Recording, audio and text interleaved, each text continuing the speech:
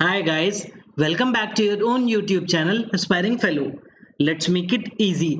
I am Deepak Bansal और आज हम करेंगे अपनी एरर डिटेक्शन सीरीज से एसएससी सीजीएल 2018 टायर 1 में आए हुए एरर डिटेक्शन के क्वेश्चंस। इससे पहले हमने कुछ क्वेश्चंस पार्ट 1 में कर लिए थे, आज हम करेंगे part 2।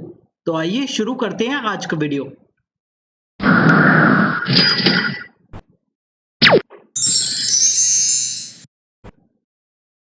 So the first question is, the match is about to begin since the captain as well as the team are on the field.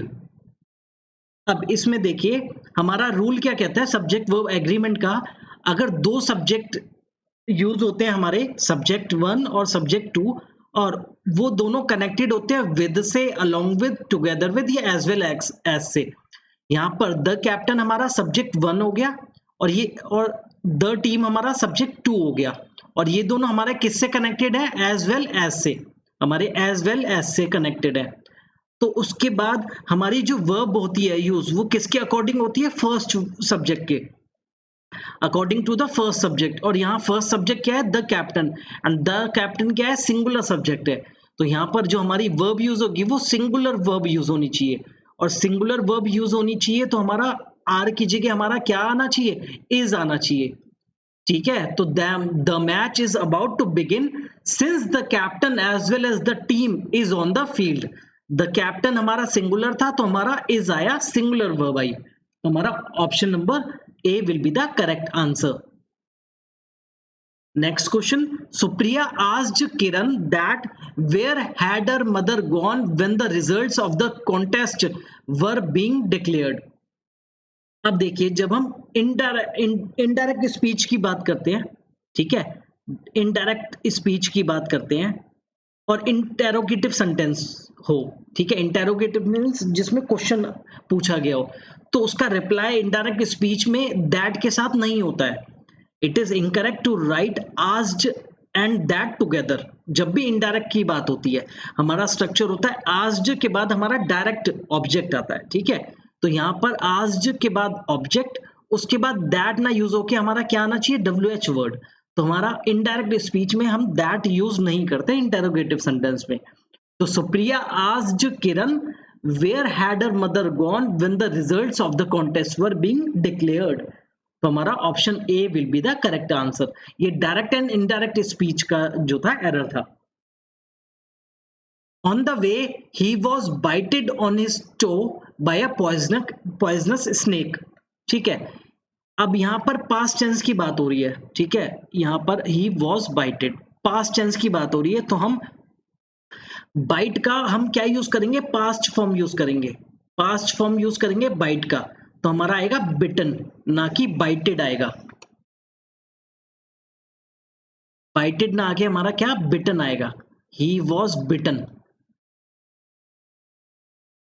तो on the way he was bitten on his toe by a poisonous snake. तो हमारा क्या? Option B will be the correct answer.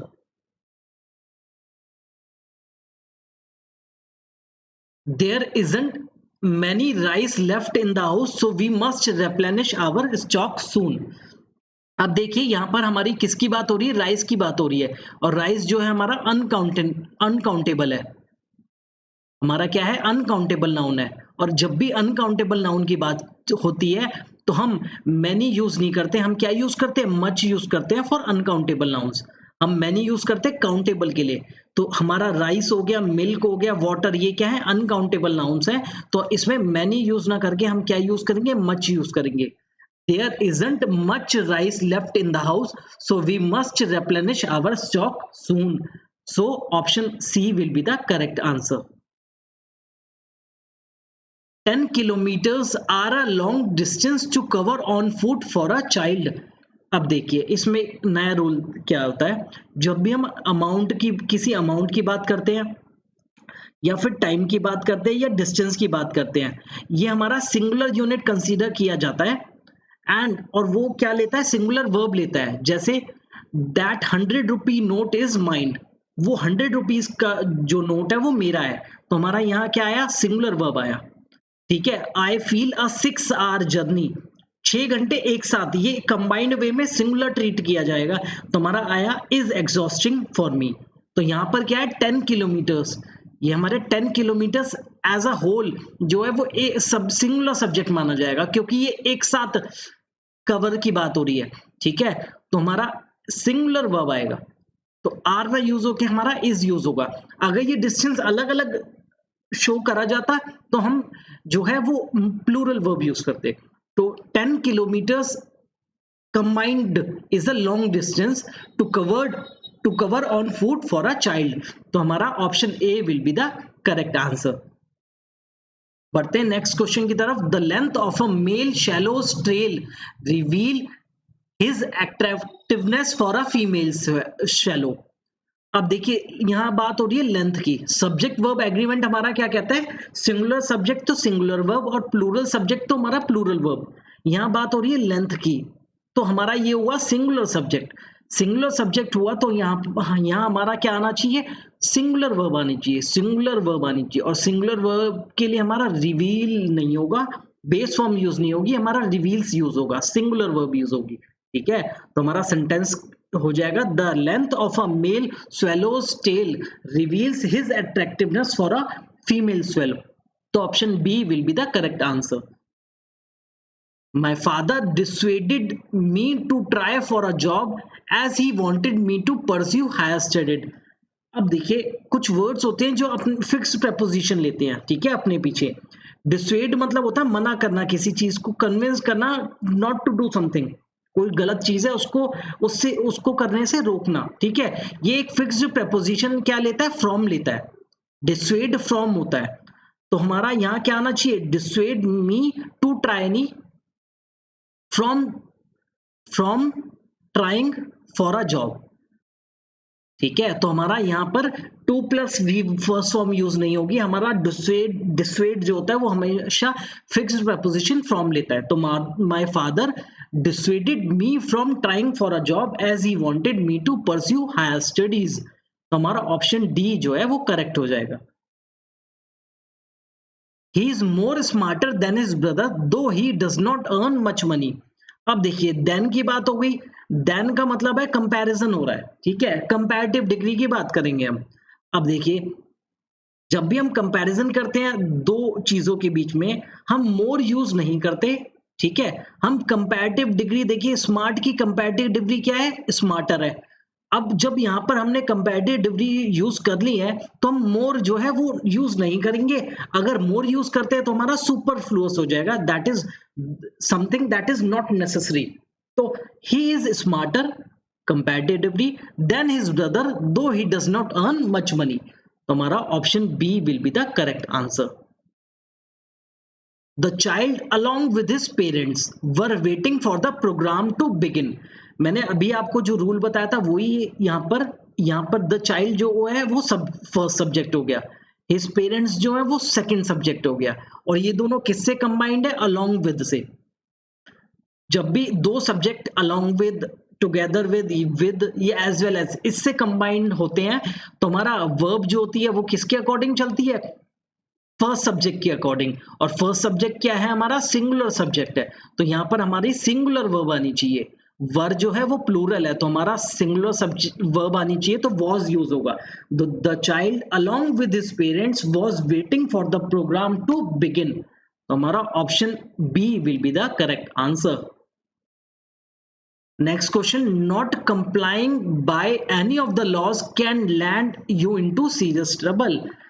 अब देखिए मैंने बताया कुछ words होते हैं जो फिक्स प्रपोजिशन लेते हैं। कॉम्प्लाई मींस होता है टू ओबे अ रूल और ऑर्डर, ठीक है, टू ओबे करना किसी रूल को, किसी ऑर्डर को, किसी रिक्वेस्ट को। तो कॉम्प्लाई जो है वो हमारा फिक्स्ड प्रपोजिशन लेता है विद।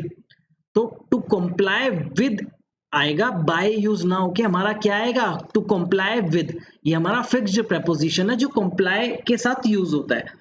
तो not complying with any of the laws can land you into serious trouble. तो हमारा option A will be the correct answer. Raja Ravi Varma was one of the first artists who tried to create a style that was both modern and traditional।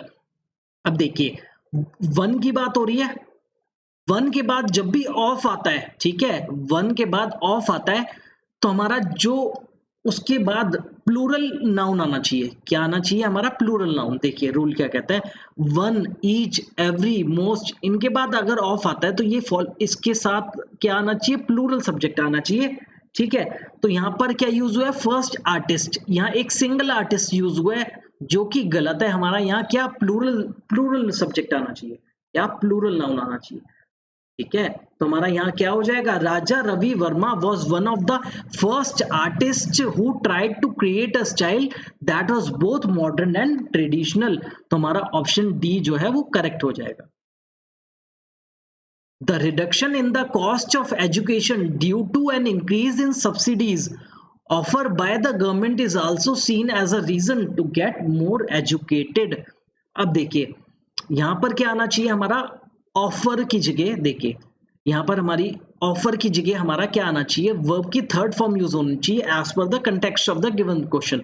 The reduction in the cost of education due to an increase in subsidies, subsidies offered, जो offer की जाती है government के द्वारा, तो हमारा होगा offered by the government is also seen as a reason to get more educated. ठीक है, तो हमारा option C will be the correct answer. Verb की थर्ड फॉर्म यूज होगी to make it grammatically correct. आते हैं नेक्स्ट क्वेश्चन पे। Unless you did not do your homework you will be punished. अब देखिए अनलेस जो है वो खुद ही एक नेगेटिव वर्ड है। अनलेस, अंटिल ये नेगेटिव वर्ड है। नेगेटिव और नॉट भी नेगेटिव, नेगेटिव नेगेटिव हमारे क्या हुए? सुपरफ्लुअस हो गए। सुपरफ्लुअस मींस हमारे जो नेसेसरी नहीं है। तो हमारा यहाँ क्या आना चाहिए? देखिए यहाँ क्या बोल रहे हैं क्लॉज, देखिए कंडीशनल सेंटेंस है। अब इसमें दो कंडीशन क्या है? अगर होमवर्क फिनिश नहीं करोगे यू विल बी पनिश, तो अगर की बात हो रही है तो हमें क्या, अनलेस की जगह हमें क्या यूज करना चाहिए? If you do not if you do not do your homework you will be punished. तो हमारा ये कंडीशनल सेंटेंस था। अनलेस के साथ कभी भी नेगेटिव चीज जो है जैसे नो, नॉट कभी भी यूज नहीं होती है। तो कंडीशनल सेंटेंस में हमारा ये होना चाहिए था, if you do not do your homework you will be punished. हमारा option D will be the correct answer. There is many modes of travel to go to Agra but I prefer road travel. अब देखिए यहाँ पर many modes of travel की बात हो रही है, तो ये क्या है? प्लूरल, प्लूरल सब्जेक्ट है हमारा। ठीक है, प्लूरल सब्जेक्ट है तो हमारा उसके साथ वर्ब जो है वो इज नहीं आएगी, हमारी क्या आएगी? आर आएगी। प्लूरल वर्ब यूज होगी। तो हमारा there are many modes of travel to go to Agra but I prefer road travel.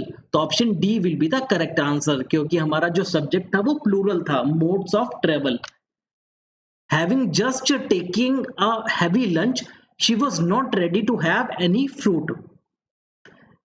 अब देखिए हैविंग जस्ट, यहाँ पर बात हो रही है शी वॉज, यहाँ पास्ट टेंस की बात हो रही है। ठीक है, तो हैविंग के बाद जो हमारा वर्ब यूज होगी वो कॉन्टिन्यूस फॉर्म में ना यूज हो के हमारा क्या यूज होगा? हमारा वर्ब की थर्ड फॉर्म यूज होगी। और वर्ब की थर्ड फॉर्म क्या होगी? हमारी टेकन, क्योंकि यहाँ पहले ही देखिए पास्ट की बात हो रही है तो हमारी कॉन्टिन्यूस फॉर्म जो है वो गलत है। Having just taken a heavy lunch she was not ready to have any fruit. तो उसने अभी जस्ट अभी लंच लिया था, इसलिए वो रेडी नहीं थी to take any fruit. Option B is the correct answer. The cost of fruits and vegetable. अब यहाँ पर जो सब्जेक्ट है वो कॉस्ट है, सिंगुलर सब्जेक्ट है, तो हमारा वर्ब क्या आनी चाहिए? सिंगुलर वर्ब आनी चाहिए। और यहाँ पर क्या यूज हुई है? हमारी हैव यूज हुआ है, दैट इज प्लूरल वर्ब, जो कि आनी चाहिए हमारी सिंगुलर वर्ब आनी चाहिए। The cost of fruits and vegetables has risen abnormally this month. तो हमारा सब्जेक्ट वर्ब एग्रीमेंट क्या कहता है? Singular subject singular verb. हमारा option C will be the correct answer. Cows are amongst the gentlest of animals. अब देखिए cows की बात हुई, एक से ज्यादा काउ, तो यहाँ पर आ गया आर। अमोंग्स्ट द जेंटलेस्ट, अब ये superlative degree of animals. None shows more passionate tenderness towards their young. None जो होता है हमारा, देखिए ये रूल देखिए, नन जो होता है वो हमारा सिंगुलर की तरह भी यूज होता है और प्लूरल की तरह भी यूज होता है, जैसे कंडीशन होती है, ठीक है। अब when it means not one, it takes a singular verb, जब एक के बारे में बात हो, और प्लूरल वर्ब जब लेता है जब नॉट एनी, मतलब बहुत सारों में से कोई भी नहीं। अब यहाँ पर देखते हैं, नन इज यूज फॉर 3 और मोर सब्जेक्ट के लिए भी यूज होता है। यहाँ पर किसके लिए यूज हो रहा है? None is use for cows. तो यहाँ पर नन जो है वो हमारा प्लूरल की तरह ट्रीट किया जाएगा, क्योंकि हमारा ये काउस की लिए यूज हो रहा है। तो जब हमारा प्लूरल की तरह प्लूरल, ये हमारा प्लूरल की तरह ट्रीट हुआ, तो हमारा जो वर्ब है शोज ना होके हमारी क्या हो जाएगी? प्लूरल फॉर्म में शो हो जाएगी। ये इंपॉर्टेंट है, ठीक है। तो हमारा cows are amongst the gentlest of animals, none, ठीक है, एक से ज्यादा है तो not any show more passionate tenderness towards their young. तो हमारा शो आएगा, प्लूरल वर्ब आएगी, ना कि सिंगुलर वर्ब, ठीक है। तो हमारा क्या आएगा? Option A will be the correct answer. Although there are more than 100 known elements, they rarely occur at a pure state. अब देखिए यहाँ preposition का error है, at a pure state नहीं, जो elements कहाँ किस स्टेट में होते हैं? इन अ प्योर स्टेट, ठीक है।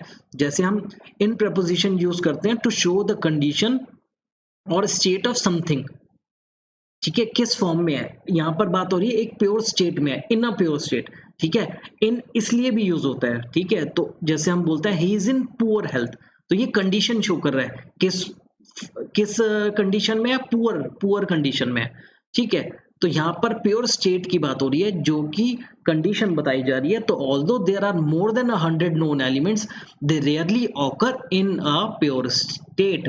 तो हमारा option C will be the correct answer. You may left the class when you have completed the test. अब देखिए, व्हेन यू हैव की बात हो रही है, ठीक है, यू हैव की बात हो रही है, तो जब हमारी हैव यहाँ पर प्रेजेंट टेंस यूज हो रही है, ठीक है, तो हमारा यहाँ क्या आना चाहिए? मे के बाद जो है लेफ्ट नहीं यूज होना चाहिए, क्योंकि ये पास्ट फॉर्म हो गई। हमारा प्रेजेंट फॉर्म यूज होनी चाहिए, that is leave. You may leave the class when you have completed the test. जब तुम्हारा पेपर कंप्लीट हो जाए, जब तुम क्लास से जा सकते हो।